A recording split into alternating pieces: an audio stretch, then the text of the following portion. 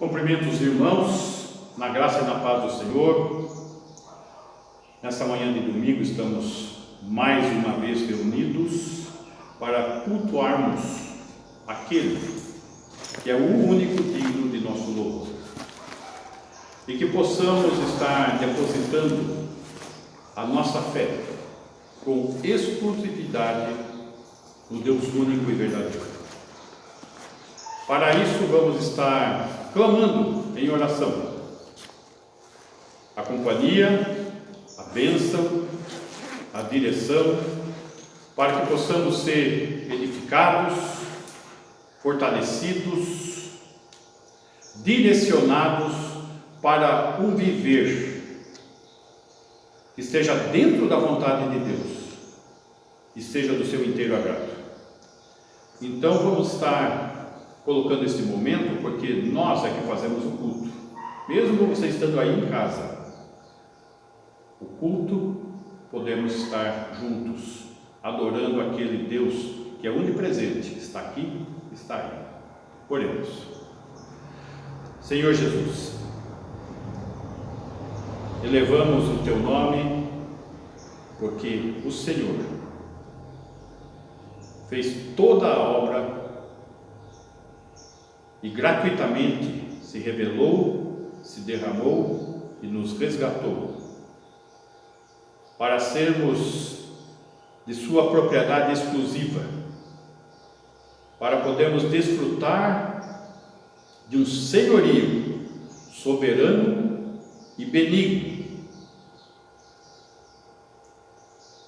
e que possamos, Senhor, nesta fé, nesta confiança, estarmos crescendo, desenvolvendo a nossa fé, para que possamos não ser apenas cristãos religiosos, mas cristãos fervorosos, zelosos, em plena comunhão e intimidade contigo.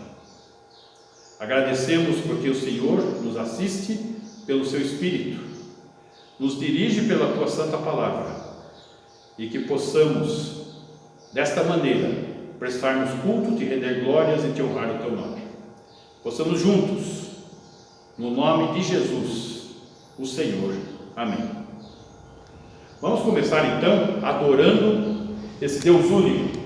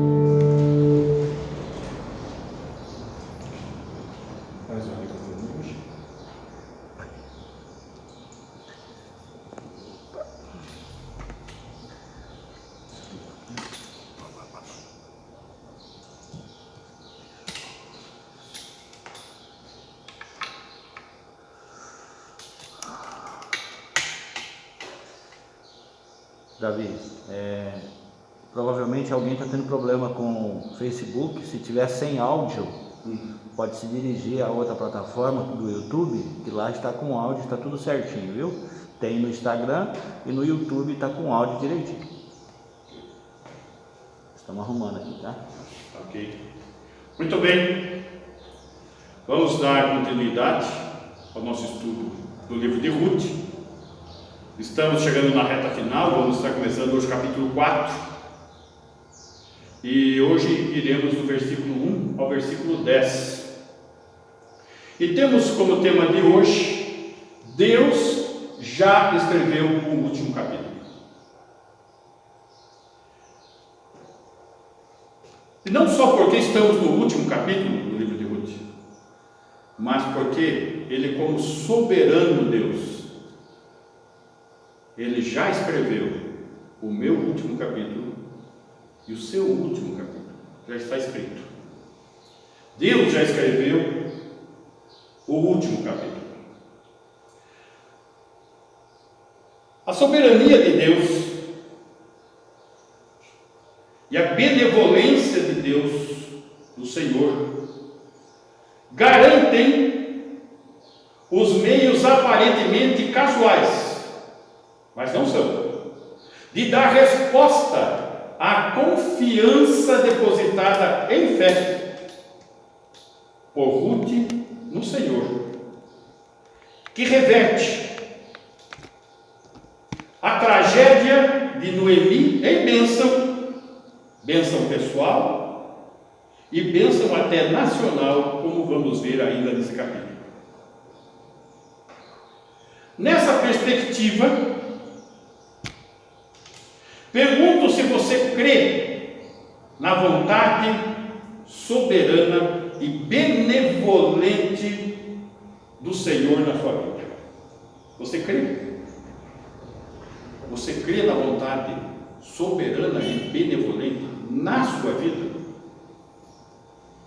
Para isso eu gostaria de refletir um pouco mais.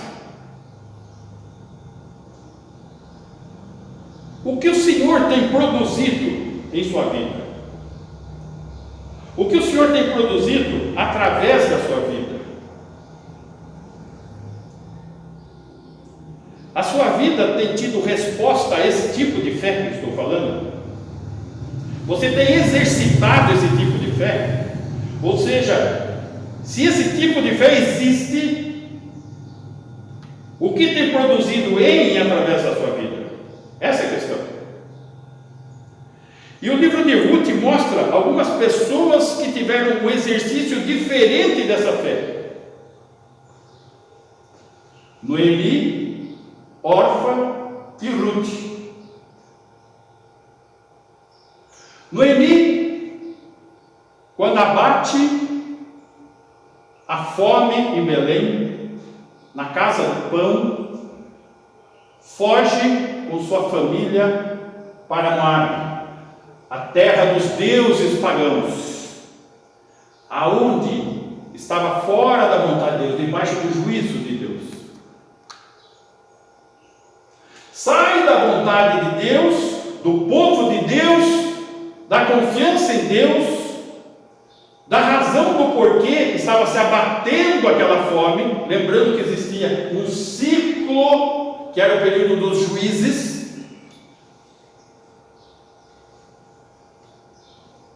e lá colheu a morte de toda a sua família, restando somente as mortes.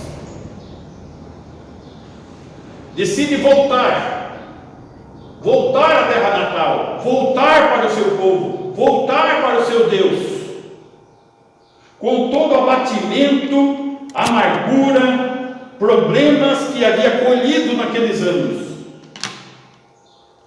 e culpando a Deus.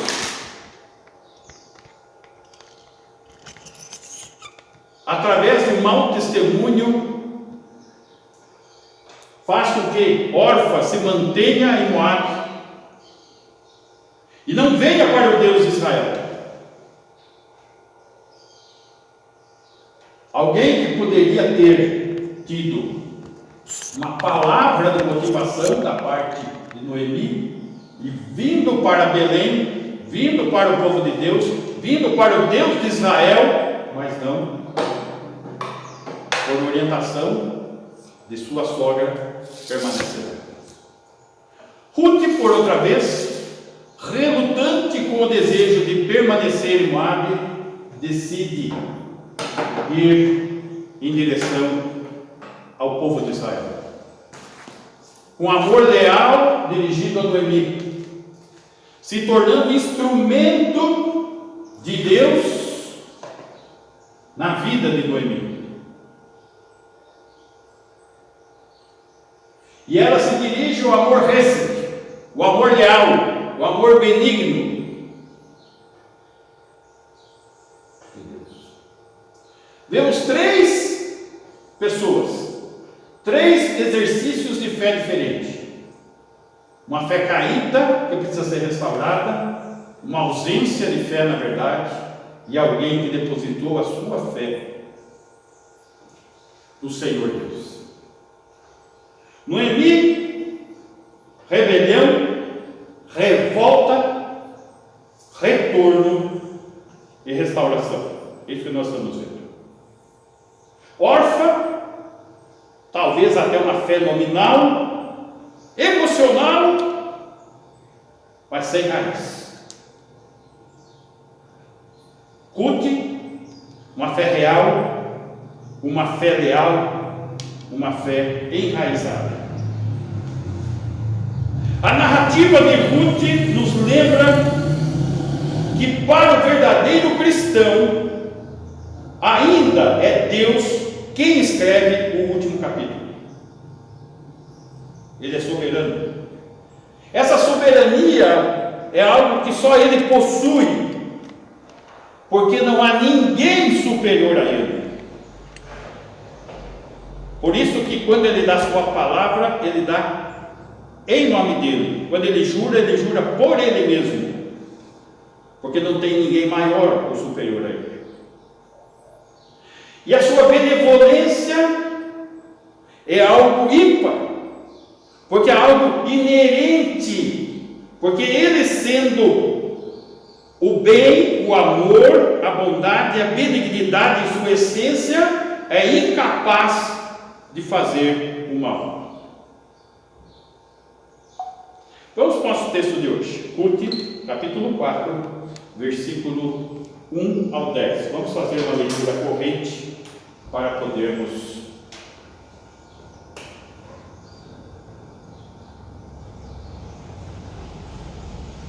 Boaz subiu à porta da cidade e assentou-se ali.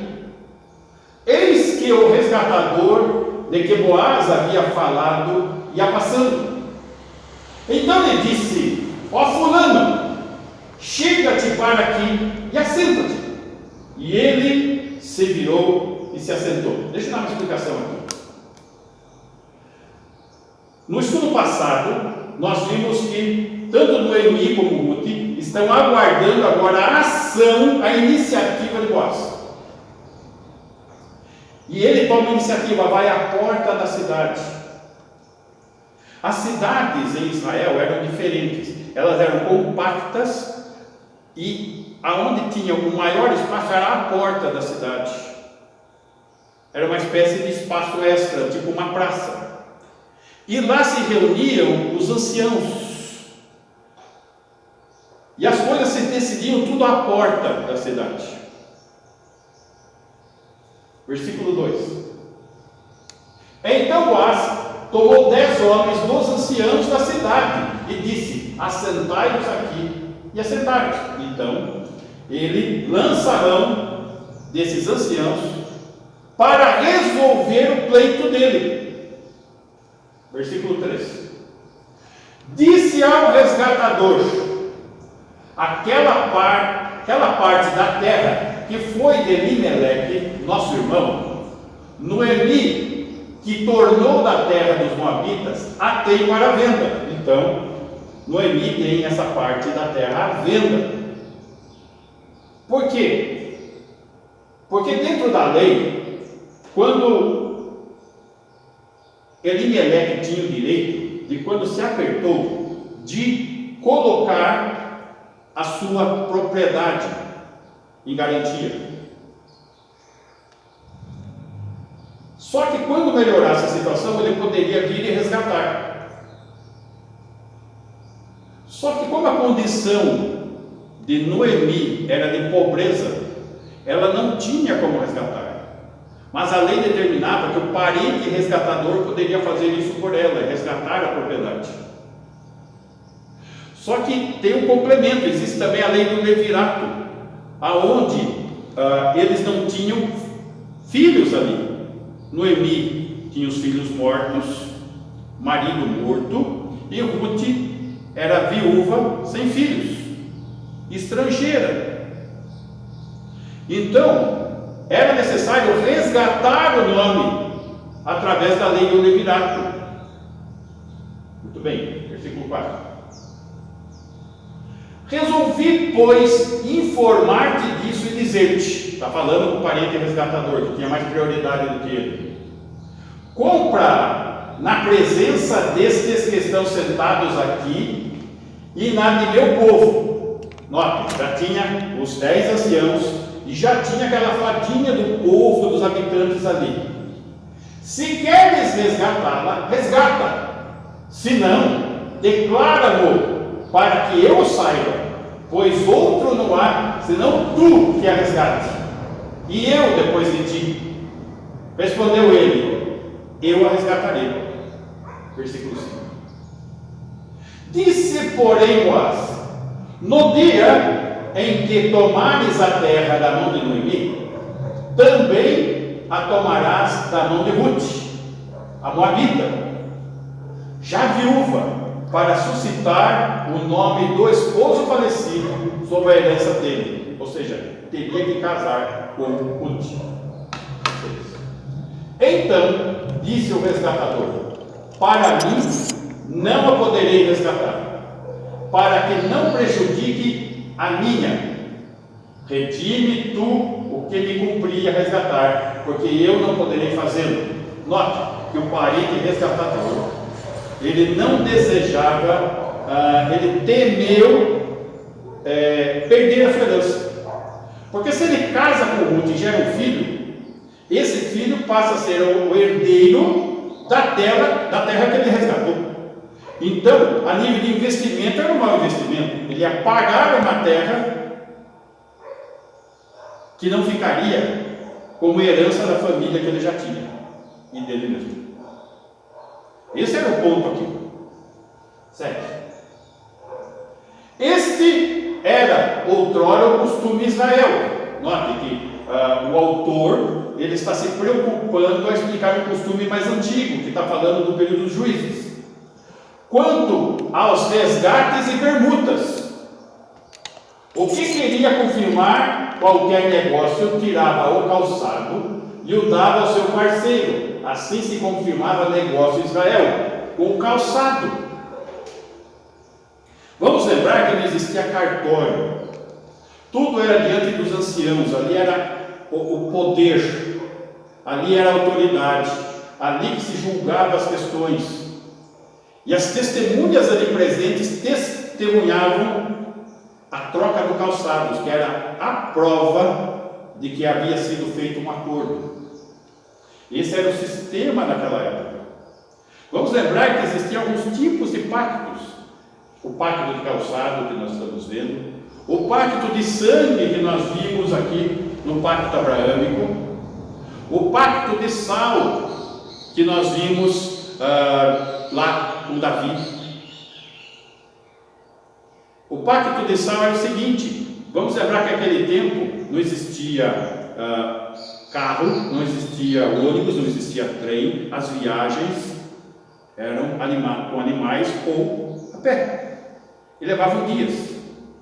Então eles carregavam na cintura um pequeno saquinho com sal, porque na viagem eles teriam que comer, e o sal para preservar a carne. Não tinha geladeira, não tinha recursos. Só que esse pacto de sal era feito de que maneira?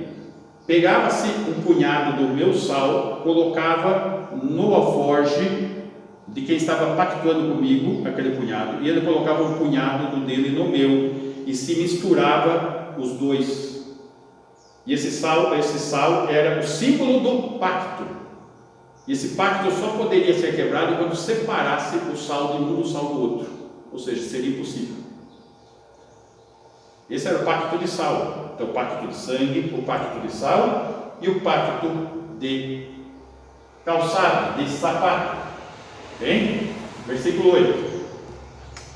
Disse, pois, o resgatador a Boaz: compra tu, e tirou o calçado, estabeleceu o pacto, diante dos 10 anciãos e diante do povo que ali estava reunido. 9. Então Boaz disse aos anciãos e a todo o povo: sois hoje testemunhas de que comprei da mão de Noemi tudo o que pertencia a Elimeleque, a Quilion e a Malom. 10. E também tomo por mulher Ruth, a moabita, que foi esposa de Malom, para suscitar o nome deste sobre a herança, para que este nome não seja exterminado dentre seus irmãos e da porta da sua cidade. Disto sois hoje testemunhas. Muito bem.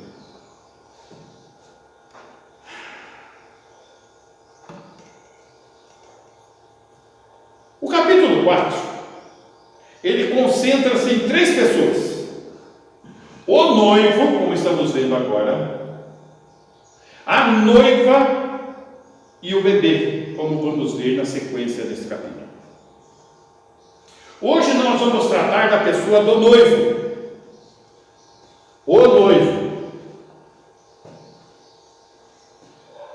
A lei do parente resgatador era para preservar o nome e proteger a propriedade das famílias de Israel, garantindo o nome da família do falecido, que esse nome não morreria com ele, para que sua propriedade não fosse vendida para alguém fora da família, para alguém fora da sua tribo, para alguém fora do seu clã.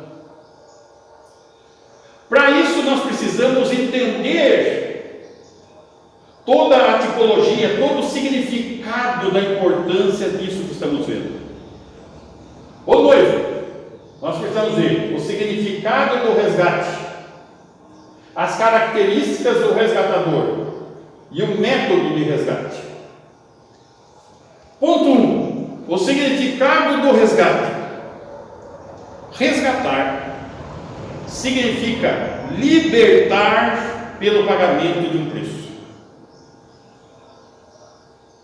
Libertar pelo pagamento de um preço. No caso de Ruth e Noemi, a propriedade de Elimeleque estava à venda, hipotecada. No entanto, eles eram pobres demais para resgatar a terra. Se um homem estivesse em dificuldades financeiras, ele poderia levantar algum dinheiro dispondo da terra temporariamente. Teria o direito de comprá-la de volta. E se não pudesse, ainda assim, ele poderia alcançar isso através de um parente resgatador, o remidor. E se mesmo o remidor, o resgatador não pudesse, ainda assim em Israel existia a lei do ano do jubileu, que quando uma família perdesse uma propriedade e não pudesse mais resgatá-la, depois de 50 anos essa propriedade voltaria para essa pessoa. Note como Deus se preocupou com o equilíbrio social. Vamos ver, só por curiosidade, Levíticos 25, 28.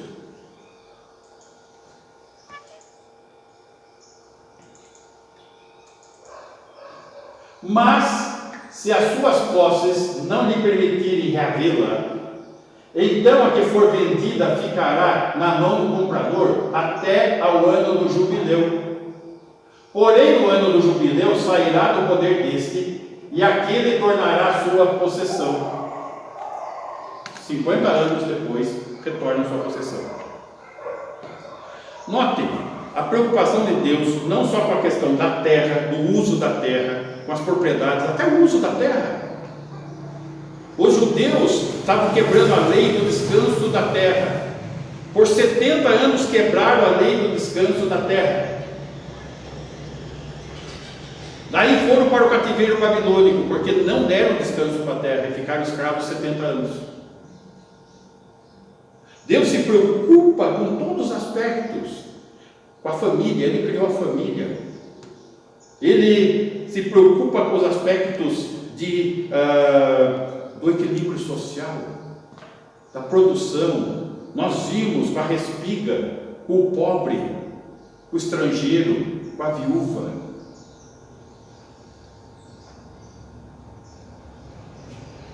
Mas em se tratando de resgate espiritual, a humanidade encontra-se sobre uma escravidão do pecado, sobre a escravidão do próprio Satanás. E essa humanidade precisa ser resgatada. Lembrando que Jesus é o resgatador, Ele é o Goel, Ele é o resgatador, Ele é essa figura que Boaz está fazendo a tipologia de Cristo. Vamos ver um pouquinho a respeito desse assunto. João, capítulo 8, versículo 24.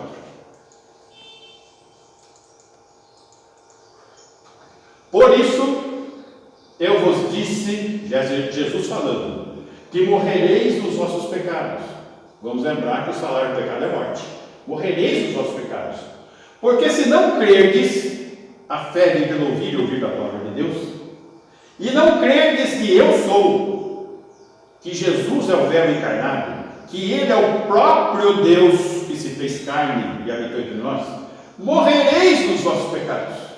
É necessário crer que Jesus é Deus.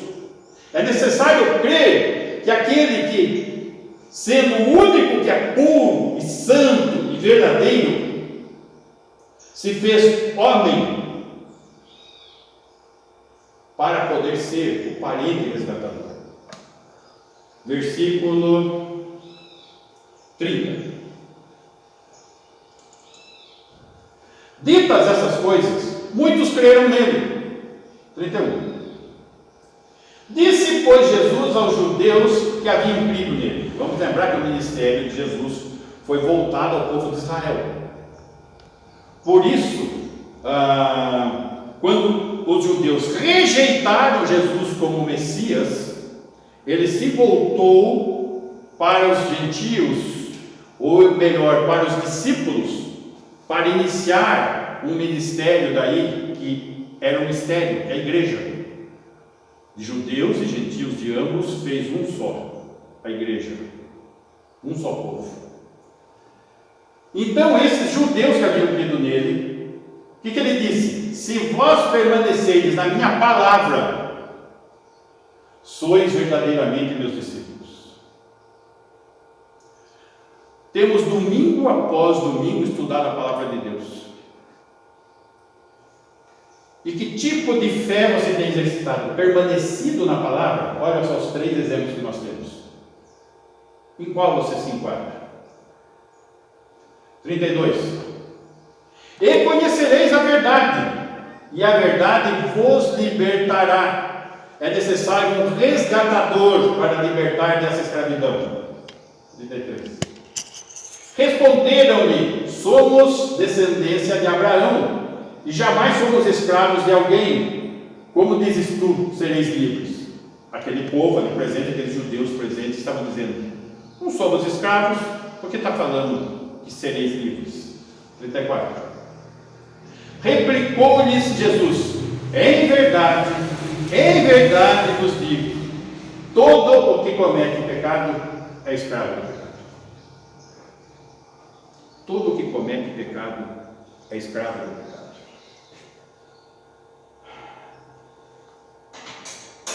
Isso me fez lembrar, certa vez eu estava evangelizando uma jovem, apresentei o Evangelho e fiz o apelo: você quer entregar sua vida para Jesus? Ela falou: não. Por quê? Porque eu gosto de ser uma pessoa livre, eu gosto de fazer o que eu quero, eu sou dona do meu nariz. Eu falei: engano seu. Por quê? Porque você é escrava do pecado, e o pecado não permite que você entregue sua vida para Jesus. Na verdade, você está dominada pelas suas práticas e vida pecaminosa, e não quer abrir mão disso. E ela, sinceramente, ainda concordou comigo. Claro que eu não havia pensado nessa perspectiva, mas eu acho que é isso mesmo. Então, perceba a sua questão. Você crê, de fato, num Deus soberano, cheio de benevolência, que você possa confiar e depositar a sua vida nele completamente, como Ruth o fez? Ou se você hoje é um cristão caído, longe, como Ruth, como Noemi? Note, ela está voltando, está se arrependendo, e Deus gradativamente está restaurando a vida de Noemi. Talvez você tenha que entrar nesse processo. Versículo 36, ainda em João. Se, pois, o Filho vos libertar, verdadeiramente sereis livres. Verdadeiramente sereis livres. Somente o Filho pode libertar. Somente Ele pode realizar essa obra. Somente Ele, não há outro e nem outra. Só Jesus.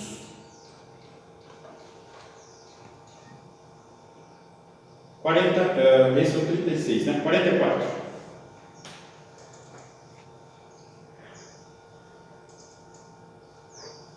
Vós sois do diabo, que é o nosso pai, e quereis satisfazer os desejos. Note que a escravidão é do pecado e de Satanás, que é o pai da humanidade caída, sem Cristo.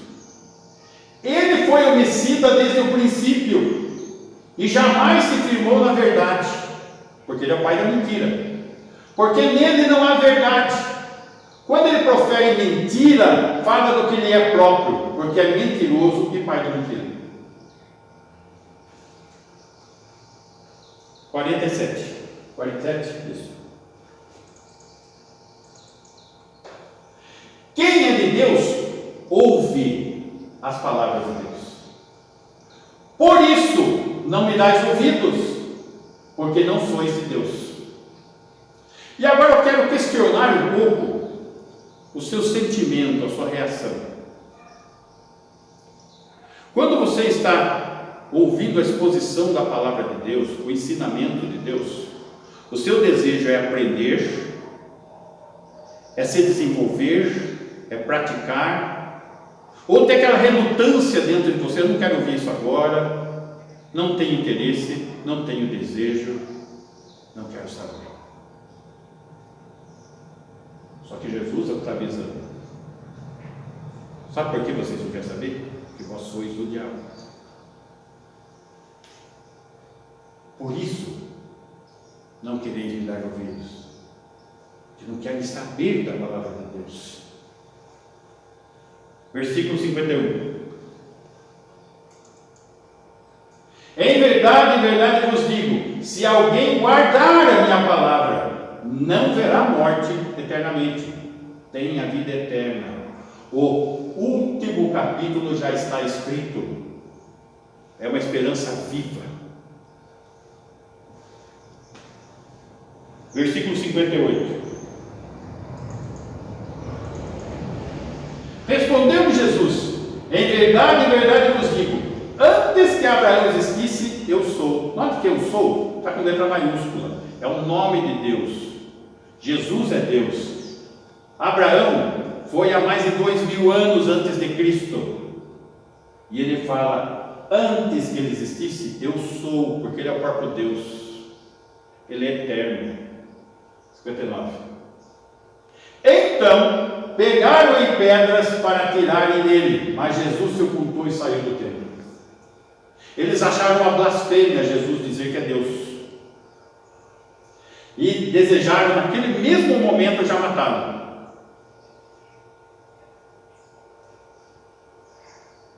E o que está no seu coração? É o que está no coração desse povo que lançou a mão em pedras? Você não quer nada com Jesus? Você não quer Jesus na sua vida? Você não quer saber da verdade de Jesus? Você não quer saber da sua palavra? Você não quer saber da sua salvação? Você não quer saber do seu senhorio? Você prefere lançar mão em pedras e expulsá-lo da sua vida? É isso?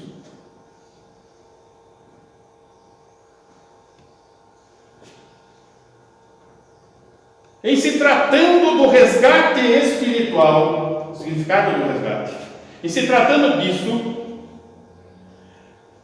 nós não somos capazes de nos libertarmos, nós dependemos do resgate de Cristo, do cativeiro do pecado, pela fé, pois só Cristo é capaz de nos libertar, só Ele. Apocalipse capítulo 5, versículo 9. A igreja, os verdadeiros cristãos, aqueles que foram resgatados, já foram resgatados agora sim até os céus, após o arrebatamento, estão lá nos céus, Apocalipse 5, e entoavam um novo cântico dizendo, digno és de tomar o livro e de abrir os selos, porque foste morto, e com seu sangue compraste para Deus os que procedem de toda tribo, língua, povo e nação. Observem só, quem é o resgatador? Jesus. Acabei de cantar. Eu sei que foi pago um alto preço. Qual preço? O sangue de Cristo. Com o teu sangue compraste para Deus os que procedem de toda tribo, língua, povo e nação. Todo o que crê em Jesus. Versículo 10. E para o nosso Deus o constituíste reino e sacerdotes, e reinarão sobre a terra. Quando? No reino terreno, milenar, messiânico, que foi pactuado com Abraão, onde foi prometido terra, nação e bênção. Muito bem. Esse é o significado do resgate. As características do resgatador. As características do resgatador. Em primeiro lugar, o principal obstáculo que Boaz teria que superar. Ele precisava ser o parente próximo. Tinha um na frente dele. E nessa tipologia, vemos Jesus Cristo, que sendo Deus, se fez homem para poder se tornar um parente resgatador. Hebreus capítulo 2. Versículo 14. Visto, pois, que os filhos têm participação comum de carne e sangue, destes também ele, Jesus, igualmente participou, para que, por sua morte, destruísse aquele que tem o poder da morte, a saber, o diabo.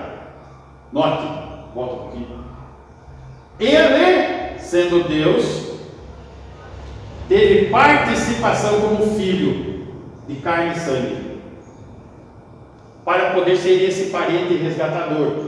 para com seu sangue comprar, nos resgatar. 15. E livrasse todos que pelo pavor da morte estavam sujeitos à escravidão por toda a vida. Todos os que creem. Percebam, Jesus pagou o preço. Se meu carro quebrar e o Ademir pagar uma passagem para ir até onde tem que ir, e me der a passagem está paga. Mas se eu falar com o Ademir, eu não creio nessa passagem, você fez lá na sua casa, lá imprimiu no seu computador, não vale nada essa passagem, e eu não subi no ônibus, a passagem está paga, eu não vou, porque eu não creio. Esse é o ponto. Versículo 17. Por isso mesmo, convinha que em todas as coisas se tornasse semelhante aos irmãos. Deus se fez homem, para ser misericordioso e fiel sumo sacerdote. Ele está à destra do Pai, como nosso sumo sacerdote, e entrou no Santo dos Santos com o seu próprio sangue, o sangue do Cordeiro de Deus, nas coisas referentes a Deus, para fazer o quê? Propiciação pelos pecados do povo, para Deus se tornar propício a nós. Jesus depositou o seu sangue sobre a tampa do propiciatório, porque sem derramamento de sangue não há perdão de pecados.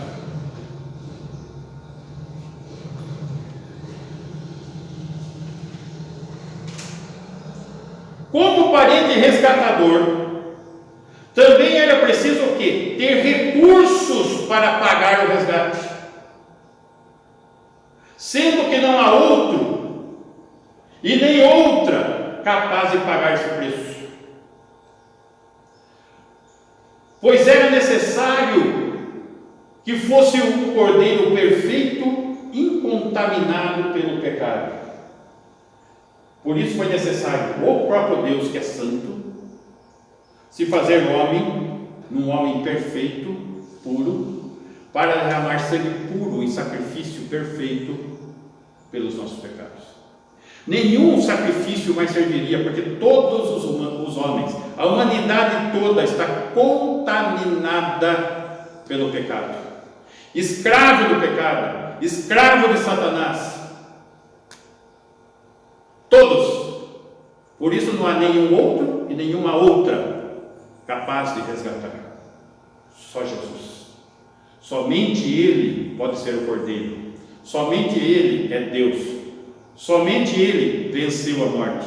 Somente Ele subiu aos céus e está à destra do Pai como nosso sumo sacerdote, como intercessor e mediador. Não há outra pessoa.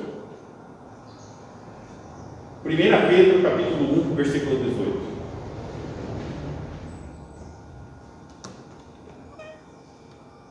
Sabendo que não foi mediante coisas corruptíveis, como prata ou ouro, que fostes resgatados do vosso fútil procedimento que vossos pais vos legaram. Eles eram pecadores, você nasceu pecador, e o fútil procedimento deles foi herdado por você, e você tem a mesma prática, é o mesmo tipo de pessoa. Você é filho do pecador e é pecador. 19.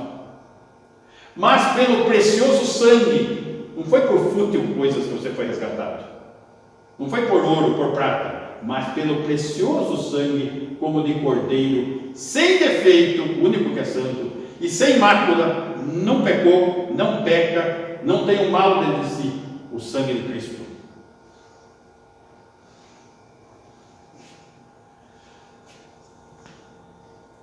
Outro aspecto, o resgatador deveria estar disposto a pagar o resgate.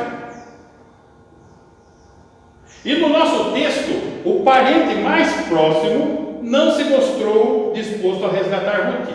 Ele tinha condição de fazer isso, mas ele não tinha disposição de fazer, de modo que Boaz ficou livre para fazê-lo, comprando a propriedade e adquirindo uma esposa, uma vez que o outro temeu pôr em risco de compartilhar sua própria herança de família. Esse é aspecto. Jesus, ele não foi crucificado forçadamente, ele se deu.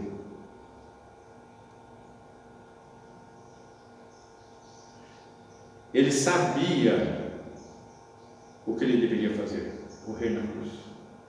É só ver nas profecias do Antigo Testamento. Ele se deu por nós. Ele teve disposição de nos resgatar. Sofrendo morte e morte de cruz. Cantamos aquele hino. É legal, né, cantar? Eu sei que foi pago um alto preço, para que contigo fosse um meu irmão. Mas se nós não temos uma fé verdadeira, apesar da disposição do nosso Senhor em resgatar, talvez nem irmãos sejamos. Qual tem sido a sua condição? Qual é a sua condição?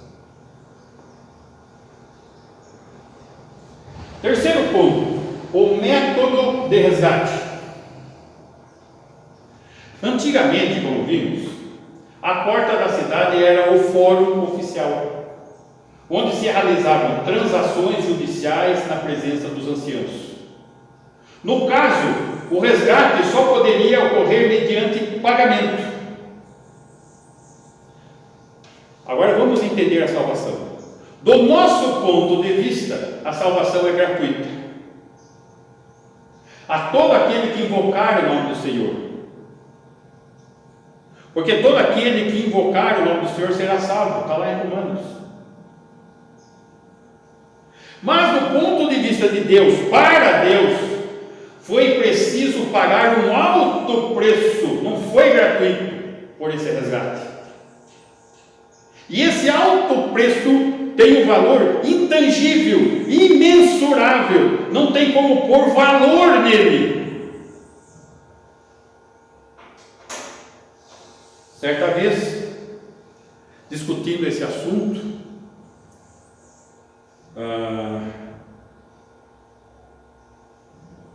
com meu irmão e amigo Elisur, ele me deu um exemplo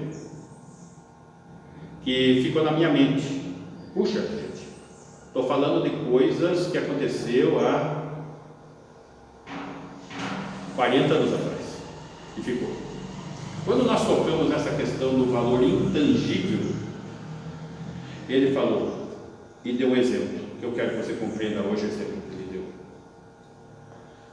Certo homem e seu filho estavam garimpando num rio, procurando diamante. Só que chegaram num certo ponto do rio, mais profundo, e o filho falou para o pai: pai, eu tenho certeza que aqui se encontra aquela pedra que nós tanto procuramos. Eu vou mergulhar, vou achar ela aqui. E o filho mergulhou. E não mais voltou, morreu afogado. Quando resgataram o corpo, a pedra estava nas mãos do filho. Ele achou a pedra, só que não conseguiu retornar com ela, mas ficou com ela em suas mãos. O pai tomou posse daquele diamante. Quando chegou um comprador de diamante, falou: escuta, eu quero comprar essa pedra. O pai falou: eu não posso vender essa pedra. Por quê? Porque essa pedra não tem valor estimável, é intangível, que custou a morte do meu filho. Isso é valor intangível. Isso é o custo do nosso resgate, do meu e do seu, se você crê em Jesus. É um valor intangível. Vale a pena lembrar que o parente mais próximo que não quis resgatar, tentou proteger seu nome, tentou proteger sua herança. Vocês perceberam? Vai lá no Ruth 4:1.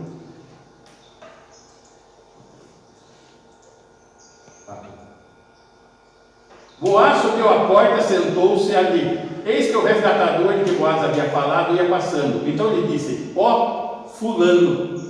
Qual que é o nome do outro resgatador? Fulano. Ninguém sabe o nome. É o fulano.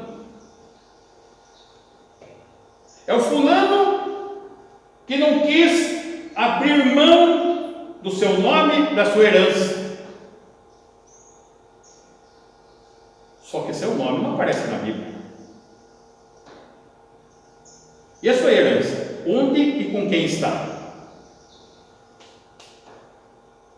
Até hoje não sabemos seu nome, e muito menos sobre a sua família herdeira. Boaz, sim. Boaz assumiu os riscos do amor, os riscos da obediência, e seu nome encontra-se nas Escrituras. E essas Escrituras são eternas, e lá ele é lembrado com honra. 1 João capítulo 2, versículo 17.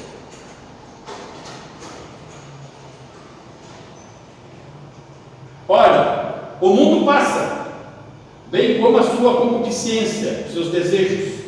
Aquele, porém, que faz a vontade de Deus, permanece eternamente. Aquele que faz a vontade de Deus, assim como o Boaz fez, permanece eternamente. Esse mundo passa. O fulano, ninguém sabe quem foi. Daqui 100 anos, se perguntarem quem foi você, ninguém vai saber. E tudo que você almejou, tudo que você teve, tudo que você comprou, tudo que você possuiu, tudo que você alcançou, toda a concupiscência, nada adiantou. Assim como Boaz, Cristo não se preocupou com a própria herança, antes nos incluiu nela, pagando o preço em público, por amor à sua noiva. Assim como Boaz foi à porta da cidade publicamente, e lá resgatou a sua noiva como esposa, Cristo publicamente morreu numa cruz, diante de todos, por amor, para resgatar essa noiva. Romanos capítulo 8, versículo 16.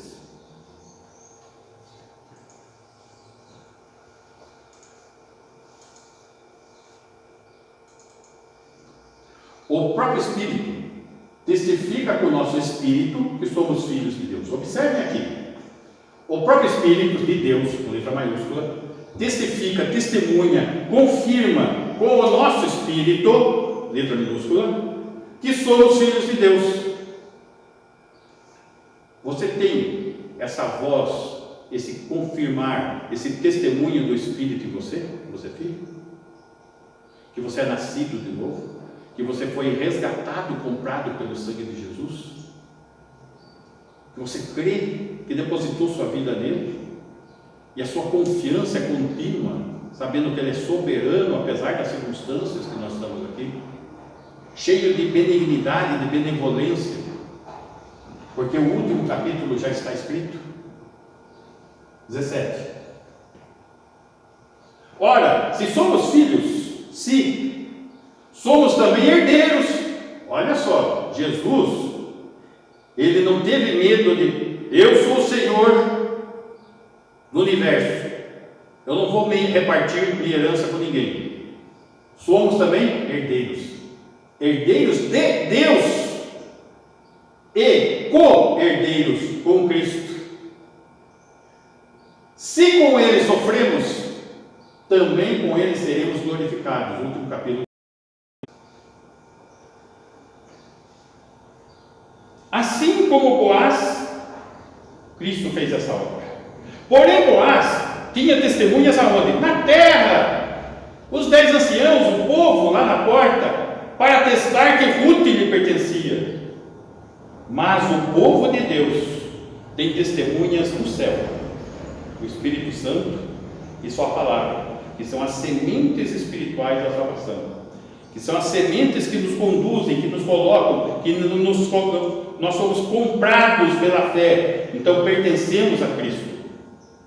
Para terminar, 1 João capítulo 5, versículo 9, estamos quase terminando, falta mais um texto só. Se admitimos o testemunho dos homens, o testemunho de Deus é maior. O testemunho dos homens e dos anciãos foi importante.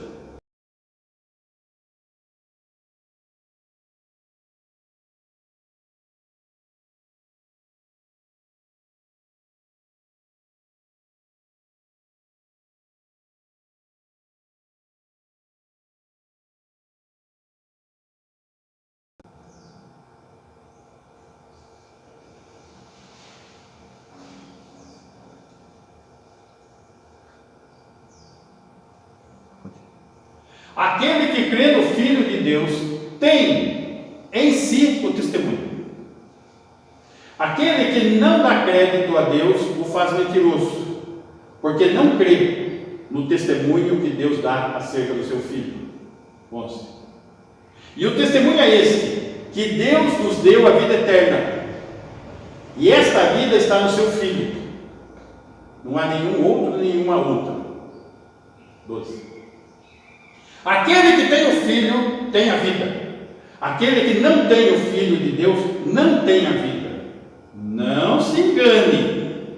Não deposite a sua vida em nenhum outro e nenhuma outra. 13.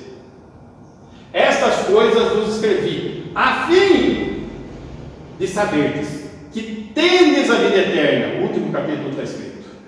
A vós outros que credes em o nome do Filho de Deus, o Senhor Jesus, o resgatador.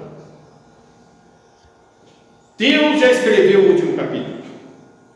Bia, Romanos 8, encerrando. 18.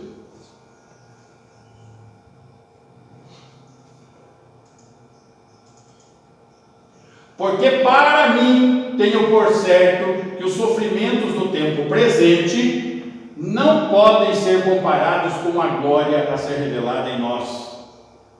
Deus já escreveu o último capítulo. 24. Porque na esperança fomos salvos. Esperança em Cristo, nesta fé.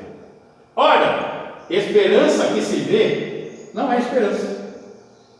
Pois o que alguém vê, como espera? Está vendo? Então não está esperando. 25. Mas se esperamos o que não vemos, com paciência o aguardamos.